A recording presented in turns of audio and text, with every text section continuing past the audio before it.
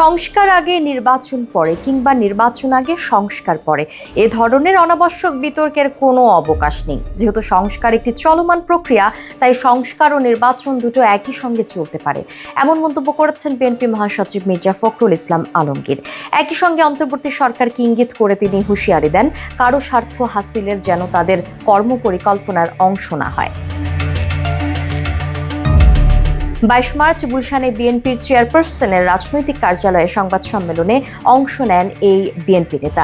নির্বাচন ঘিরে সমসাময়িক বিতর্কের বিষয়ে বিএনপির অবস্থান তুলে ধরেন তিনি। বলেন, সংস্কারের উদ্দেশ্য জনগণের জীবনমানের উন্নয়ন, জনসাধারণের জীবন ও সম্পদের নিরাপত্তা বিধান, জবাবদিহিতা ও আইনের শাসনের নিশ্চয়তা বিধান করা, সর্বোপরি দেশের স্বাধীনতা সার্বভৌমত্বকে সুরক্ষিত করা।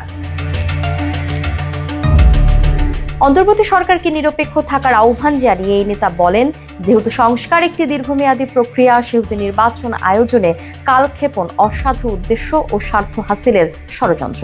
তার মতে রাজনৈতিক দলগুলোর ঐক্যমত্যের ভিত্তিতে একটি সংস্কার সনদ তৈরি হতেই পারে, তবে পরবর্তী সময়ে সেটি বাস্তবায়ন করবে নির্বাচিত সরকার।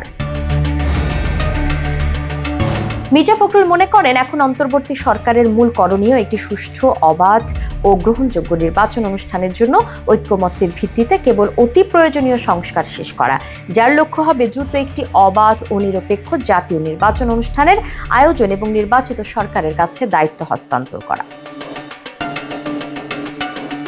নির্বাচিত সরকার জনগণের কাঙ্ক্ষিত ঐক্যমত্যের সংস্কার সম্পন্ন করবে জানিয়ে তিনি বলেন, জনগণের কাছে দায়বদ্ধ এবং ন্যায় বিচার ও সুশাসন নিশ্চিত করতে কেবল নির্বাচিত সরকারের পক্ষে গ্রহণযোগ্য সংস্কার সম্পাদন সম্ভব।